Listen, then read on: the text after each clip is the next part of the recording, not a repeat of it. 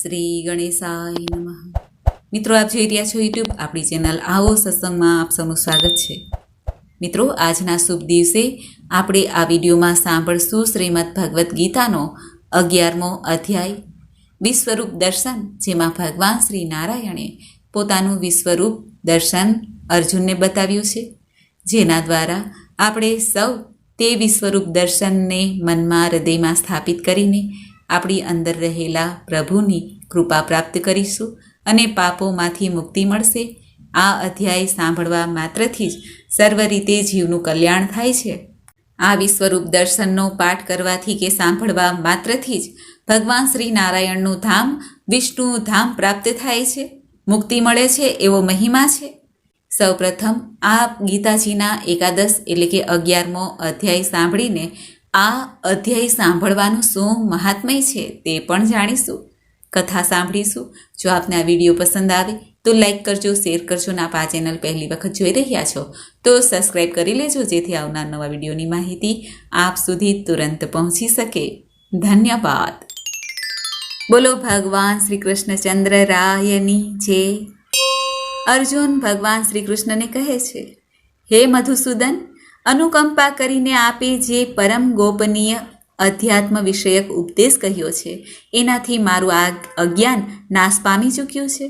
કેમ કે હે કમલનયન, મેં આપની પાસેથી ભૂતોની ઉત્પત્તિ અને પ્રલય વિસ્તારપૂર્વક સાંભળ્યા અને આપનો અવિનાશી મહિમા પણ સાંભળ્યો।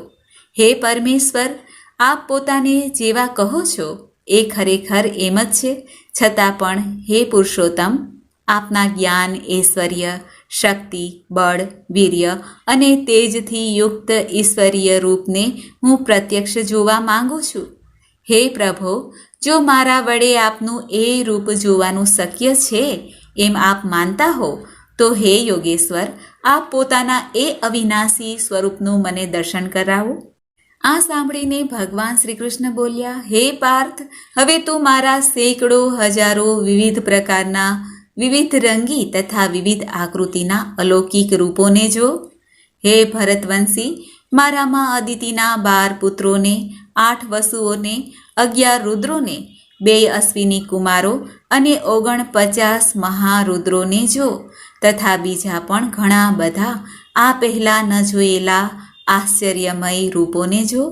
હે નિંદ્રાને જીતનારા, હમણાં જ આ મારા શરીરમાં એક સ્થળે રહેલા ચર અચર સહિત આખા બ્રહ્માંડને જો, તથા બીજું પણ જે કંઈ જોવા ઈચ્છતો હોય તે જો, પરંતુ મને તું આ પોતાના સ્થૂળ ચક્ષુઓથી જોઈ શકવા ચોક્કસપણે સમર્થ નથી, માટે હું તને અલૌકિક ચક્ષુ આપું છું, તેનાથી તું મારી ઈશ્વરીય યોગ શક્તિને જો। સંજય ધૃતરાષ્ટ્રને કહે છે, હે રાજન, મહાયોગેશ્વર તેમજ સર્વ પાપોને હરનાર ભગવાન શ્રી હરિએ આમ કહ્યા પછી અર્જુનને પરમ ઐશ્વર્યયુક્ત દિવ્ય સ્વરૂપ દેખાડ્યું। અનેક મુખ નેત્રો ધરાવનારા, અનેક અદ્ભુત દ્રશ્યોથી યુક્ત, ઘણા બધા દિવ્ય આભૂષણોથી યુક્ત અને કેટલાય ઉગામેલા દિવ્ય આયુધો હાથમાં ધારણ કરેલા, દિવ્ય માળા તેમજ વસ્ત્રોને ધારણ કરેલા, તેમના વિગ્રહમાંથી દિવ્ય ચંદનનો પરિમલ પ્રસરી રહ્યો હતો, એવા બધી જ જાતના ઐશ્વર્યોથી યુક્ત, સીમા વિનાના અને સર્વ તરફ જેમના મુખો છે એવા વિરાટ સ્વરૂપ પરમદેવ પરમેશ્વરને અર્જુને જોયા। સંજય ધૃતરાષ્ટ્રને કહે છે, હે રાજન, આકાશમાં જાણે કે હજારો સૂર્યોના એક સાથે ઉદય થવાને લીધે જે પ્રકાશ ઉપજે છે તે પણ એ વિશ્વરૂપ પરમાત્માના પ્રકાશના જેટલો ભાગ્યે જ હશે। પાંડુપુત્ર અર્જુને એ વખતે અનેક પ્રકારે વિભાજિત આખા બ્રહ્માંડને દેવોનાય દેવ ભગવાન શ્રી કૃષ્ણના એ શરીરમાં એક સ્થળે રહેલું જોયું। ત્યાર પછી આશ્ચર્યમાં ડૂબેલા અને હર્ષ પુલકિત થયેલા ધનંજય પ્રકાશમાન વિશ્વરૂપ પરમાત્માને શ્રદ્ધા અને ભક્તિ સાથે મસ્તક નમાવીને હાથ જોડીને સ્તુતિ કરવા લાગ્યા। અર્જુન બોલ્યા, હે દેવ, હું આપના શ્રી વિગ્રહમાં સઘળા દેવોને અને અનેક ચરાચર પ્રાણીઓના સમૂહોને, કમળના આસન પર બિરાજેલા બ્રહ્માજીને, મહાદેવને, સમસ્ત ઋષિઓને અને દિવ્ય સર્પોને જોઉં છું। હે સકળ વિશ્વના સ્વામી, આપને અસંખ્ય ભુજાઓ, ઉદર, મુખ, નેત્ર ધરાવનાર તેમજ સર્વ તરફ અનંત રૂપો ધરાવનાર જોઉં છું. આખું વિશ્વ જ જેનું સ્વરૂપ છે એવા હે વિશ્વરૂપ, હું ન તો આપના અંતને જોઉં છું કે ન મધ્યને કે ન આદિને. આપને હું મુકુટધારી, ગદાધારી અને ચક્રધારી, બધી બાજુએ પ્રકાશમાન, તેમના પુંજ સ્વરૂપ ધગધગતા અગ્નિ અને સૂર્ય જેવા તેજસ્વી, મુશ્કેલીથી જોઈ શકાય તેવા, તેમજ બધી બાજુએ અમાપ સ્વરૂપે જોઉં છું. આપ જ જાણવા યોગ્ય પરમ અક્ષર એટલે કે પરબ્રહ્મ પરમાત્મા છો. આપ જ આ જગતના પરમ આશ્રય છો. આપ જ શાશ્વત ધર્મના રક્ષક છો અને આપ જ અવિનાશી સનાતન પુરુષ છો એવો મારો મત છે.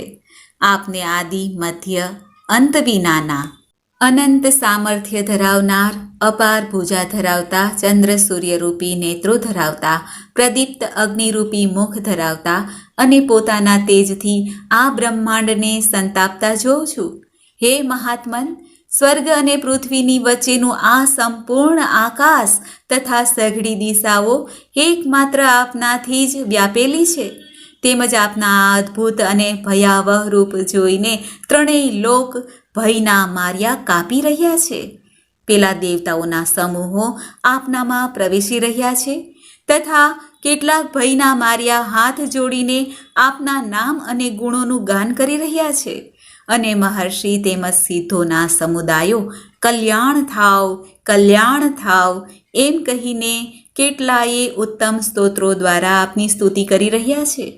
જે 11 રુદ્રો અને 12 આદિત્યો તથા 8 વસુઓ, 12 સાધ્યો, 10 વિશ્વદેવો, 2 અશ્વિની કુમારો, મરુદગણ, પિતૃઓનો સમુદાય તથા ગંધર્વ, યક્ષ, રાક્ષસ, સિદ્ધોના સમુદાયો છે એ બધાય છક્ક થઈને આપને જોઈ રહ્યા છે.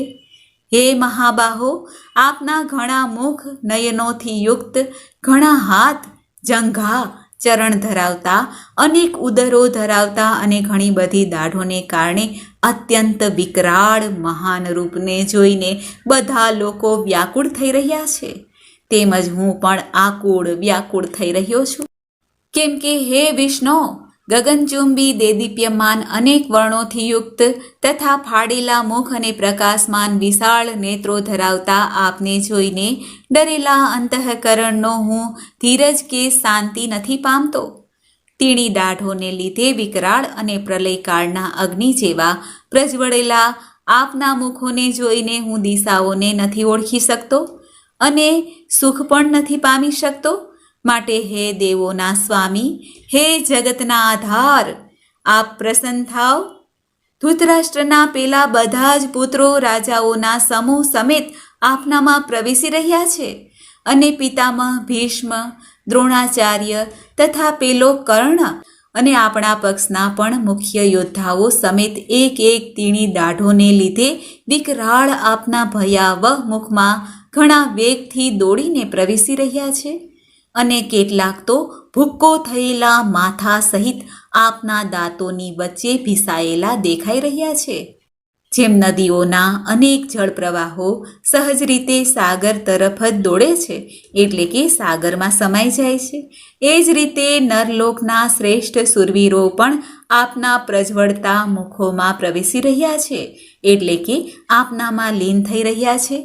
જેમ પતંગિયા મોહને વશ થઈને નષ્ટ થવા માટે પ્રજ્વલિત અગ્નિમાં ઘણા વેગથી ઉડતા ઉડતા જોતા જ પ્રવેશી જાય છે, એમ જ આ સર્વે પણ પોતાના નાશને માટે આપના મુખોમાં અતિ વેગથી જાતે જ પ્રવેશી રહ્યા છે. આપ એ સમસ્ત લોકોને પ્રજ્વળતા મુખો દ્વારા કોળિયો કરતા ચારેય કોરથી વારંવાર ચાટી રહ્યા છો. હે વિષ્ણુ, આપનો ઉગ્ર પ્રકાશ સકળ બ્રહ્માંડને તેજથી ભરી દઈને સંતાપી રહ્યો છે. મને જણાવો કે ઉગ્ર રૂપધારી આપ કોણ છો? હે દેવાધિદેવ, આપને નમસ્કાર કરું છું. આપ પ્રસન્ન થાવ. હે આદિપુરુષ, આપને હું વિશેષ રૂપે ઓળખવા માંગુ છું, કેમ કે હું આપની પ્રવૃત્તિને નથી સમજી શકતો. ત્યારે વિરાટ રૂપ ધારણ કરેલા ભગવાન શ્રી કૃષ્ણ બોલ્યા, હું લોકોનો સંહાર કરનાર વધી ગયેલો મહાકાળ છું. અત્યારે આ લોકોનો સંહાર કરવા માટે પ્રવૃત્ત થયો છું. માટે જે પ્રતિપક્ષીઓની સેનામાં રહેલા યોદ્ધાઓ છે એ બધા તારા વિના પણ નહીં રહેવાના. એટલે કે તું યુદ્ધ નહીં કરે તો પણ આ સર્વેનો નાશ તો થવાનો જ છે. માટે હે અર્જુન, તું ઊભો થા, યશ મેળવ અને શત્રુઓને જીતીને ધન ધાન્યથી સમૃદ્ધ રાજ્યને ભોગવ. આ સર્વે શૂરવીરો પહેલેથી જ મારા વડે હણાયેલા છે. હે સવ્યસાચી, તું તો કેવળ નિમિત્ત માત્ર થા. દ્રોણાચાર્ય, ભીષ્મ પિતામહ, જયદ્રથ, કર્ણ તથા બીજા પણ ઘણા બધા મારા વડે હણાયેલા શૂરવીર યોદ્ધાઓને તું હણ. ભય રાખીશ માં, ચોક્કસ તું યુદ્ધમાં વેરીઓને જીતીશ, માટે યુદ્ધ કર. સંજય રાજા ધૃતરાષ્ટ્રને કહે છે. શ્રી હરિ કેશવના આ વચનને સાંભળીને કિરીટ અર્જુન હાથ જોડીને થર થર કાપતા નમસ્કાર કરીને ફરીથી ઘણા બીતા પ્રણામ કરીને ભગવાન શ્રી કૃષ્ણની ગદગદ વાણીથી સ્તુતિ કરવા લાગ્યા.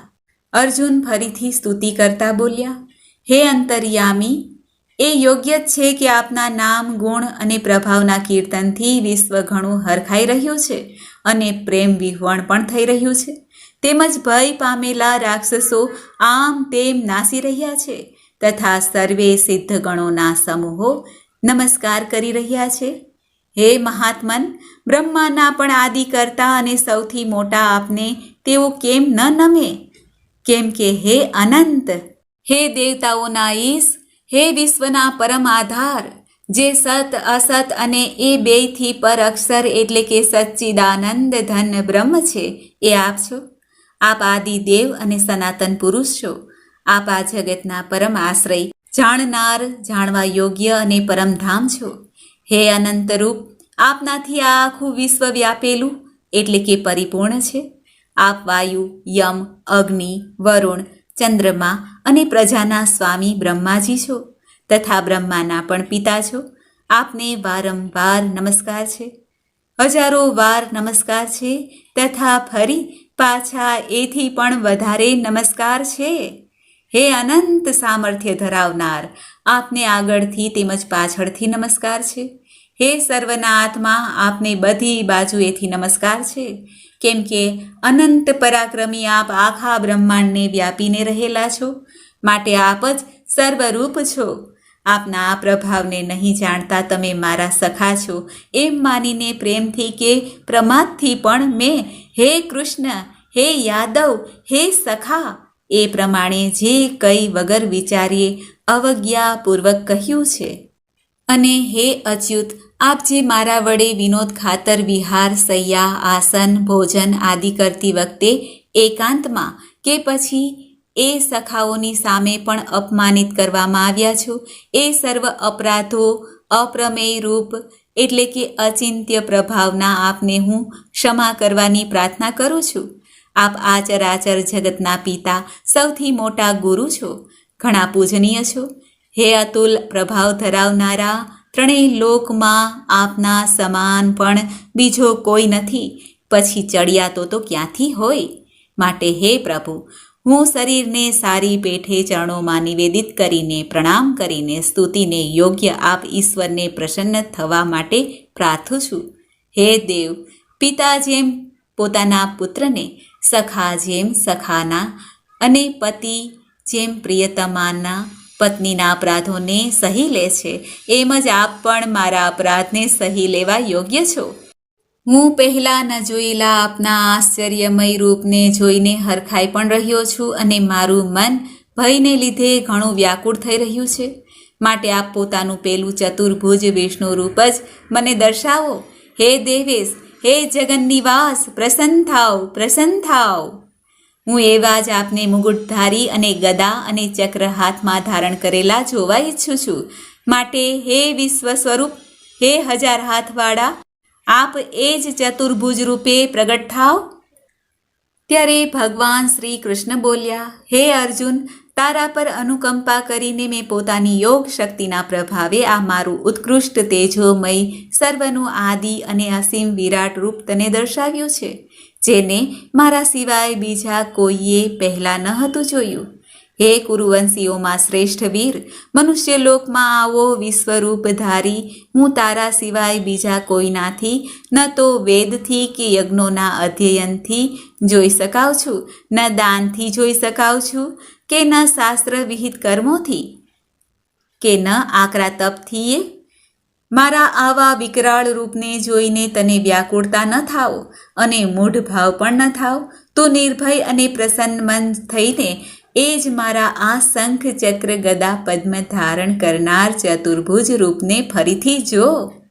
સંજય ધૃતરાષ્ટ્રને કહે છે, હે રાજન, વાસુદેવ શ્રી હરિએ અર્જુનને આ પ્રમાણે કહીને પાછું એવું જ પોતાનું ચતુર્ભુજ રૂપ દર્શાવ્યું અને પછી સૌમ્ય મૂર્તિ થઈને આ ભય પામેલા અર્જુનને મહાત્મા શ્રી કૃષ્ણએ ધીરજ આપી.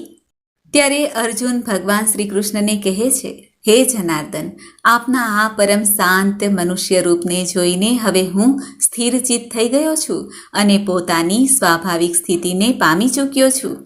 ત્યારે ભગવાન શ્રી કૃષ્ણ કહે છે, હે અર્જુન, મારું જે ચતુર્ભુજ રૂપ તે જોયું છે એ દર્શન થવા માટે ઘણું દુર્લભ છે.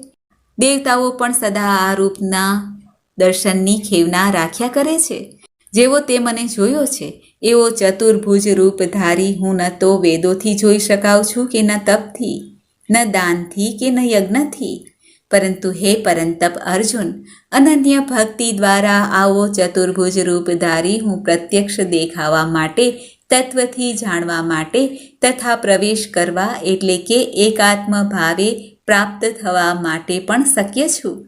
હે પાંડુપુત્ર, જે કેવળ મારે જ ખાતર સઘળા કર્તવ્ય કર્મને કરનારો છે, મારે પરાયણ છે, મારો ભક્ત છે, આસક્તિ વિનાનો છે અને સર્વ પ્રાણીઓ પ્રત્યે વેર ભાવ રહિત છે, એ અનન્ય ભક્તિથી યુક્ત મનુષ્ય મને જ પામે છે. ઓમ તત્સત इति श्रीमद्भगवद्गीता उपनिषत्सु ब्रह्म विद्यायां योगशास्त्रे श्रीकृष्ण अर्जुन संवादे विश्वरूप दर्शन योग नाम 11 अध्याय. बोलो भगवान श्री कृष्णचंद्र रायनी जय. તો મિત્રો, આપણે સાંભળ્યો શ્રીમદ ભગવદ્ ગીતાનો 11મો અધ્યાય. હવે આપણે સાંભળીએ એ શુભ કથા કે જે ભક્તો નિત્ય આ 11 અધ્યાયનું શ્રવણ કરે છે, પઠન કરે છે, તેને કઈ ગતિ પ્રાપ્ત થાય છે, તેનું કલ્યાણ કેવી રીતે થાય છે, તે આ કથાના માધ્યમથી આપણને સાંભળવા જાણવા મળશે. આવો આપણે સાંભળીએ આ નાનકડી કથા. બોલો ભગવાન શ્રી નારાયણની જય. પ્રણીતા નદીના તટે મેઘંકર નામે વિખ્યાત એક બહુ મોટું નગર છે. એમાં કોટ વિસ્તાર અને ગોપુર દ્વાર ઘણા ઊંચા છે. ત્યાં મોટી મોટી વિશ્રામશાળાઓ છે. તેમાં સુવર્ણના થાંભલા શોભી રહ્યા છે. એ નગરમાં શ્રીમાન, સુખી, શાંત, સદાચારી અને જીતેન્દ્રિય મનુષ્યોનો નિવાસ છે. ત્યાં હાથમાં શાંગ નામનું ધનુષ ધારણ કરનાર જગદીશ્વર ભગવાન વિષ્ણુ વિરાજમાન છે. એ પરબ્રહ્મના સાકાર સ્વરૂપ છે. સંસારના નેત્રોને જીવન પ્રદાન કરનારા છે. એમનો ગૌરવપૂર્ણ શ્રી વિગ્રહ ભગવતી લક્ષ્મીના નેત્ર કમળ દ્વારા પૂજિત થાય છે. ભગવાનની એ ઝાંખી વામન અવતારની છે. મેઘ જેવો એમનો શ્યામ વર્ણ છે. કોમળ આકાર છે. વક્ષઃ સ્થળ પર શ્રી વત્સનું ચિહ્ન શોભી રહ્યું છે. એ કમળ અને વનમાળાથી વિભૂષિત છે. અનેક પ્રકારના આભૂષણોથી સુશોભિત થઈને ભગવાન વામન રત્ન ભંડાર સમુદ્ર જેવા જણાય છે.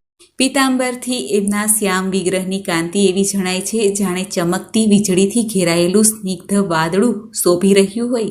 એ ભગવાન વામનના દર્શન કરીને જીવ જન્મ અને સંસારના બંધનમાંથી છૂટી જાય છે. એ નગરમાં મેખલા નામનું મોટું તીર્થ છે, જેમાં સ્નાન કરીને મનુષ્ય શાશ્વત વૈકુંઠ ધામને પામે છે. ત્યાં જગતના સ્વામી કરુણાસાગર ભગવાન નરસિંહના દર્શન કરવાથી મનુષ્ય 7 જન્મોના કરેલા ઘોર પાપમાંથી છુટકારો પામી જાય છે. જે મનુષ્ય મેખલામાં ગણેશજીના દર્શન કરે છે એ સદા દુસ્તર વિઘ્નોથી એ પાર થઈ જાય છે. એ જ મેઘંકર નગરમાં કોઈ શ્રેષ્ઠ બ્રાહ્મણ હતા, જે બ્રહ્મચર્ય પરાયણ, મમતા અને અહંકાર વિનાના વેદશાસ્ત્રોમાં પ્રવીણ, જીતેન્દ્રિય તથા ભગવાન વાસુદેવના શરણાગત હતા. તેમનું નામ સુનંદ હતું. ભગવાન શિવ દેવી પાર્વતીને કહે છે, હે પ્રિયા, એ સાંગ ધનુષ્ય ધારણ કરનારા ભગવાન પાસે ગીતાના 11મા અધ્યાય વિશ્વરૂપ દર્શન યોગનો પાઠ કર્યા કરતા હતા. એ અધ્યાયના પ્રભાવથી એમને બ્રહ્મ જ્ઞાનની પ્રાપ્તિ થઈ ગઈ હતી. પરમાનંદ સંદોહથી સભર એવી ઉત્તમ જ્ઞાનમય સમાધિ દ્વારા ઇન્દ્રિયોના અંતર્મુખ થઈ જવાને કારણે નિશ્ચળ સ્થિતિને પામી ચૂક્યા હતા અને સદા જીવનમુક્ત યોગીની સ્થિતિમાં રહેતા હતા. એક સમયે જ્યારે બૃહસ્પતિ સિંહ રાશિમાં ભ્રમણ કરી રહ્યા હતા ત્યારે મહાયોગી સુનંદે ગોદાવરી તીર્થની યાત્રા આરંભી. એ ક્રમશઃ વિરજતીર્થ, તારાતીર્થ, કપિલા સંગમ, અષ્ટતીર્થ, કપિલાદ્વાર, નૃસિંહવન, અંબિકાપુરી, કરસ્થાનપુર વગેરે ક્ષેત્રોમાં સ્નાન કરીને દર્શન કરતાં કરતાં વિવાહ મંડપ નામના નગરમાં આવ્યા. ત્યાં તેમણે દરેક ઘરમાં જઈને પોતાના માટે રહેવાનું સ્થળ માંગ્યું, પરંતુ ક્યાંય પણ એમને સ્થળ ન મળ્યું. છેવટે ગામના મુખીએ એમને એક બહુ મોટી ધર્મશાળા દેખાડી. બ્રાહ્મણે સહયાત્રીઓ સાથે એમાં જઈને રાત્રે નિવાસ કર્યો. સવાર થતાં એમણે પોતાને તો ધર્મશાળાની બહાર જોયા, પણ એમના સહયાત્રીઓ દેખાયા નહીં. સુનંદ બ્રાહ્મણ એમને શોધવા માટે ચાલ્યા. એટલામાં જ ગ્રામપાલ મુખી સાથે એમનો ભેટો થઈ ગયો. ગ્રામપાલે કહ્યું, હે મુનિ શ્રેષ્ઠ, તમે બધી રીતે દીર્ઘાયુ જણાવ છો. સૌભાગ્યશાળી અને પુણ્યવાન પુરુષોમાં તમે સૌથી પવિત્ર છો. તમારી અંદર કોઈ લોકોત્તર પ્રભાવ રહેલો છે. તમારા સહયાત્રીઓ ક્યાં ગયા અને કેવી રીતે આ ભવનમાંથી બહાર આવ્યા એનો પત્તો લગાવો. હું તમારી સામે એટલું જ કહું છું કે તમારા જેવો તપસ્વી મને કોઈ દેખાતો નથી. હે વિપ્રવર, તમને ક્યાં મહામંત્રનું જ્ઞાન છે? તમે કઈ વિદ્યાનો આશ્રય લો છો તથા કયા દેવતાની દયાથી તમે અલૌકિક શક્તિનું જ્ઞાન થયું છે? હે ભગવાન, તમે કૃપા કરીને આ ગામમાં રહો, હું તમારી બધી સેવા ચાકરી કરીશ. આમ કહીને ગ્રામપાલે મુનીશ્વર સુનંદને પોતાના ગામમાં વાસો કરાવી દીધો. એ દિવસ રાત ઘણી ભક્તિથી તેમની સેવા ચાકરી કરવા માંડ્યા. જ્યારે 7-8 દિવસ વીતી ગયા ત્યારે એક દિવસ પ્રાતઃકાળે આવીને એ ઘણો દુઃખી થઈને મહાત્માની સામે રડવા લાગ્યો અને બોલ્યો, અરે રે, આજે રાત્રે રાક્ષસ મુજ ભાગ્ય વિહોણાના દીકરાને ખાઈ ગયો છે. મારો પુત્ર ઘણો ગુણવાન અને ભક્તિમાન હતો. ગ્રામપાલના આમ કહેવાથી યોગી સુનંદે પૂછ્યું, ક્યાં છે એ રાક્ષસ અને કઈ રીતે એણે તમારા પુત્રને ભરખી લીધો છે? ત્યારે ગ્રામપાલ બોલ્યો, હે બ્રહ્મન, આ નગરમાં એક મોટો ભયંકર નરભક્ષી રાક્ષસ રહે છે. એ દરરોજ આવીને આ નગરના મનુષ્યોને ભરખી જાય છે. એક દિવસ સમસ્ત નગરવાસીઓએ મળીને પ્રાર્થના કરી કે હે રાક્ષસ, તું અમારા બધાની રક્ષા કર, અમે તારા માટે ભોજનની વ્યવસ્થા કરી દઈશું. આમ કહીને બહારના જે પથિકો રાત્રે આવીને ઊંઘવા માંડે એમને ખાઈ જજે. આ રીતે નાગરિક મનુષ્યોએ ગામના મુજમુખી દ્વારા આ ધર્મશાળામાં મોકલેલા પથિકોને જ આ રાક્ષસ આહાર કરે છે. પોતાના પ્રાણોની રક્ષા કાજે એમણે આમ કરવું પડ્યું. તમે પણ બીજા વટે માર્ગોની સાથે આ ઘરમાં આવીને ઊંઘ્યા હતા, પરંતુ રાક્ષસે એ બધાને તો ખાઈ ગયો, પરંતુ તમને છોડી દીધા. હે દ્વિજોત્તમ, તમારામાં એવો કયો પ્રભાવ છે એ વાતને તમે જ જાણો છો. હમણાં મારા પુત્રનો એક મિત્ર આવ્યો હતો, પરંતુ હું એને ઓળખી ન શક્યો.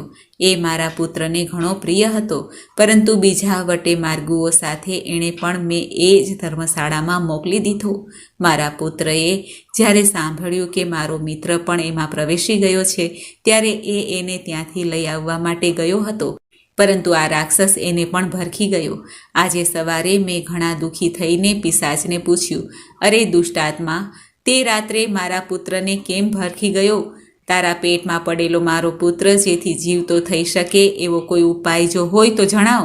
ત્યારે રાક્ષસ બોલ્યો, હે ગ્રામપાલ, ધર્મશાળામાં બેઠેલા તમારા પુત્રને જ જાણવાને કારણે મેં એને ભરખી લીધો છે. બીજા પથિકો સાથે તમારો પુત્ર પણ અજાણતા જ મારો કોળિયો બની ગયો છે. એ મારા ઉદરમાં જે રીતે જીવતો અને રક્ષાયેલો રહી શકે છે એ ઉપાય વિધાતાએ પોતે જ કરી લીધો છે.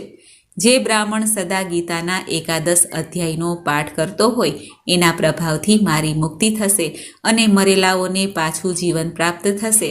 અહીંયા અમુક બ્રાહ્મણો રહે છે જેમને મેં એક દિવસ ધર્મશાળામાંથી બહાર કાઢી મૂક્યા હતા. એ નિરંતર ગીતાજીના એકાદશ અધ્યાયનો જપ કરતા રહે છે. આ અધ્યાયના મંત્રથી 7 વાર અભિમંત્રિત કરીને એ જળને મારા ઉપર છાંટવામાં આવે તો નિઃસંદેહ મારો શાપમાંથી ઉદ્ધાર થશે. ત્યારે ગ્રામપાલ બ્રાહ્મણને કહે છે, હે શ્રેષ્ઠ બ્રાહ્મણ, રાક્ષસનો આ સંદેશો મેળવીને હું તમારી પાસે આવ્યો છું. ત્યારે બ્રાહ્મણે પૂછ્યું, ગ્રામપાલ, જે રાત્રે સૂતેલા મનુષ્યને ખાઈ જાય છે એ પ્રાણી કયા પાપથી રાક્ષસ બન્યો છે? ત્યારે ગ્રામપાલ કહે છે, હે બ્રહ્મન, અગાઉ આ ગામમાં કોઈ ખેડૂત બ્રાહ્મણ રહેતો હતો. એક દિવસ એ માગસરમાં પાકતા ક્યારડાઓ એટલે કે ક્યારો ધરાવતા ખેતરોની રક્ષા કરવામાં પરોવાયેલો હતો. ત્યાંથી થોડેક દૂર એક બહુ મોટું ગીધ કોઈ વટે માર્ગુને મારીને ખાઈ રહ્યું હતું. તે જ સમયે એક તપસ્વી ક્યાંકથી આવ્યા, જે પેલા વટે માર્ગુને બચાવવા માટે દૂરથી જ દયા દેખાડતા આવી રહ્યા હતા. ગીધે આ વટે માર્ગુને ખાઈને આકાશમાં ઉડી ગયો. ત્યારે તપસ્વીએ કોપાઈ થઈને એ ખેડૂતને કહ્યું, અરે ઓ દુષ્ટ હળખેડુ, તને ધિક્કાર છે. તું ઘણો કઠોર અને નિર્દય છે. બીજાની રક્ષાથી મોઢું ફેરવીને માત્ર પેટ ભરવાના ધંધામાં લાગ્યો છે. તારું જીવન નષ્ટપ્રાય છે. અરે ઓ, જે ચોર ગર્જના કરતા જીવ, સર્પ, શત્રુ, અગ્નિ, વિષ, જળ, ગીધ, રાક્ષસ, ભૂત, બેતાળ વગેરે દ્વારા ઘાયલ થયેલા મનુષ્યોની શક્તિ હોવા છતાં પણ ઉપેક્ષા કરે છે, એ એમના વધનું ફળ પામે છે. જે શક્તિશાળી હોવા છતાં પણ ચોર વગેરેના ચંગુલમાં ફસાયેલા બ્રાહ્મણને છોડાવવાનો પ્રયત્ન કરતો નથી, એ ઘોર નરકમાં પડે છે અને પાછો વરુની યોનિમાં જન્મ પણ લે છે. જે વનમાં મારવામાં આવતા તથા ગીધ અને વાઘની દ્રષ્ટિમાં પડેલા જીવની રક્ષા માટે છોડી દેનો પોકાર કરે છે, એ પરમ ગતિને પામે છે. જે મનુષ્યો ગાયોની રક્ષા માટે વાઘ, ભીલ કે દુષ્ટ રાજાઓના હાથે હણાવવામાં આવે છે, તેઓ ભગવાન વિષ્ણુના પરમપદને પામે છે, જે યોગીઓ માટે પણ દુર્લભ છે. 1000 અશ્વમેઘ અને 100 વાજપેયી યજ્ઞ મળીને શરણાગતની રક્ષાની 16મી કળાની તોલે પણ આવી શકતા નથી. દિન તથા ભયભીત જીવની ઉપેક્ષા કરવાથી પુણ્યવાન પુરુષને પણ સમય આવતા કુંભીપાક નામના નરકમાં પડવું પડે છે. તે દુષ્ટ ગીધ દ્વારા ખાવામાં આવતા વટે માર્ગુને જોઈને એને બચાવવામાં સમર્થ હોવા છતાં પણ જે આની રક્ષા ન કરી, એનાથી તું નિર્દય જણાય છે, માટે તું રાક્ષસ થઈ જા. ત્યારે હળખેડુ બોલ્યો, હે મહાત્મન, હું અહીંયા ઉપસ્થિત જરૂર હતો, પરંતુ મારા નેત્ર બહુ લાંબા સમયથી ખેતરની રક્ષામાં પોરવાયેલા હતા. આથી પાસે હોવા છતાં પણ ગીધ દ્વારા મારવામાં આવતા આ મનુષ્યને હું જાણી ન શક્યો, માટે મુજ દિન પર આપે અનુગ્રહ કરવો જોઈએ. ત્યારે તપસ્વી બ્રાહ્મણે કહ્યું, જે દરરોજ ગીતાજીના એકાદશ અધ્યાયનો જપ કરે છે, એ મનુષ્ય વડે અભિમંત્રિત જળ જ્યારે તારા મસ્તક પર પડશે ત્યારે તને શાપમાંથી મુક્તિ મળશે. આમ કહીને તપસ્વી બ્રાહ્મણ ત્યાંથી ચાલ્યા ગયા અને એ હળખેડુ રાક્ષસ બની ગયો. આથી દ્વિજ શ્રેષ્ઠ, તમે ચાલો અને એકાદશ અધ્યાયની તીર્થના જળને અભિમંત્રિત કરીને પછી પોતાના હાથે તે રાક્ષસના મસ્તક ઉપર છાંટો. ગ્રામપાલની આ આખી પ્રાર્થના સાંભળીને બ્રાહ્મણનું હૃદય કરુણાથી ભરાઈ આવ્યું અને બહુ સારું આમ કહીને તે બ્રાહ્મણ રાક્ષસ પાસે ગયા. એ બ્રાહ્મણ યોગી હતા. એમણે વિશ્વરૂપ દર્શન નામના એકાદશ અધ્યાયથી જળ મંત્રિત કરીને રાક્ષસના માથે છાંટ્યું. ગીતાજીના એકાદશ અધ્યાયના પ્રભાવથી એ શાપમાંથી મુક્ત થઈ ગયો. એણે રાક્ષસ દેહનો પરિત્યાગ કરીને ચતુર્ભુજ રૂપ ધારણ કરી લીધું તથા એ હજારો વટે માર્ગોને ભરખી ગયો હતો તેઓ પણ શંખ, ચક્ર, ગદા ધારણ કરીને ચતુર્ભુજ સ્વરૂપ બની ગયા. ત્યાર પછી એ સૌ વિમાન પર આરૂઢ થયા. એટલામાં જ ગ્રામપાલે રાક્ષસને કહ્યું, આ જે તમામ જેવા શ્યામ 4 ભુજાવાળા મણીઓ જડેલા મુગટથી સુશોભિત તથા દિવ્ય મણીઓના બનેલા કુંડળોથી અલંકૃત છે. હાર પહેરવાને કારણે જેમના ખભા મનોહર જણાય છે, જે સોનાના ભુજબંધથી વિભૂષિત છે, હાથમાં કમળધારી, વિમાન પર બેસીને દેવત્વને પામી ચૂક્યા છે, એમને જ પોતાનો પુત્ર સમજો. આ સાંભળીને ગ્રામપાલે એ જ રૂપમાં પોતાના પુત્રને જોયો અને પોતાના ઘેરે લઈ જવાની ઈચ્છા જણાવી. એ જોઈને આ ગ્રામપાલનો પુત્ર હસી પડ્યો અને તે પુત્ર કહેવા લાગ્યો. પુત્ર બોલ્યો, હે પિતાજી ગ્રામપાલ, ઘણીવાર તમે પણ મારા પુત્ર બની ચૂક્યા છો. પહેલાં હું તમારો પુત્ર હતો, પરંતુ હવે દેવતા બની ગયો છું. આ બ્રાહ્મણ દેવતાના પ્રસાદથી વૈકુંઠ ધામમાં જઈશ. જુઓ, આ નિશાચર પણ ચતુર્ભુજ રૂપને પામી ગયો. એકાદશ અધ્યાયના મહાત્મયથી આ સૌની સાથે શ્રી ભગવાન વિષ્ણુ ધામમાં જઈ રહ્યા છે. માટે તમે પણ આ બ્રાહ્મણ દેવ પાસેથી ગીતાજીના એકાદશ અધ્યાયના પઠન કરીને નિરંતર જપ કરતા રહો. એમાં સંદેહ નથી કે તમારી પણ આવી જ ઉત્તમ ગતિ થશે. હે તાત, મનુષ્ય માટે સાધુ પુરુષોનો સંગ બધી રીતે દુર્લભ છે. એ પણ અત્યારે તમને મળેલો છે. માટે તમે પોતાનું અભિષ્ટ સિદ્ધ કરો. ધન, ભોગ, દાન, યજ્ઞ, તપસ્યા અને પૂર્વકર્મોમાંથી શું મેળવવાનું? વિશ્વરૂપ દર્શન અધ્યાયના પાઠથી જ પરમ કલ્યાણની પ્રાપ્તિ થાય છે. પૂર્ણાનંદના સંદોહ સ્વરૂપ ભગવાન શ્રી કૃષ્ણના બ્રહ્મ મુખેથી કુરુક્ષેત્રના પોતાના મિત્ર અર્જુન પ્રત્યે જે અમૃતમય ઉપદેશ નીકળ્યો હતો એ જ વિષ્ણુ ભગવાનનું પરમ અર્થાત શ્રેષ્ઠ તાત્વિક સ્વરૂપ છે. તમે એનું ચિંતન કરતા રહો. એ મોક્ષ માટેનું પ્રસિદ્ધ રસાયણ છે. સંસાર ભયથી ભય પામેલા મનુષ્યોની આધિ વ્યાધિનો વિનાશ કરનાર તથા અનેક જન્મના દુઃખોનો નાશ કરનાર છે. હું એના સિવાય બીજા કોઈ સાધનને આવું જોતો નથી. માટે હે પિતાજી, આપ એનો અભ્યાસ કરો. મહાદેવ દેવી પાર્વતીને કહે છે. આમ કહીને એ સૌની સાથે વિષ્ણુજીના પરમધામે ચાલ્યો ગયો. ત્યારે ગ્રામપાલે બ્રાહ્મણના મુખેથી આ ગીતાજીના 11મા અધ્યાયનો પાઠ કર્યો. પછી આ બંને ગીતાજીના મહાત્મયને કારણે વિષ્ણુધામમાં ચાલ્યા ગયા. ઓમ પરમાત્મને નમઃ. તો મિત્રો, આજના શુભ દિવસે આપણે સાંભળ્યો ગીતાજીનો પવિત્ર અધ્યાય, જેને સાંભળવાથી મુક્તિ પ્રાપ્ત થાય છે.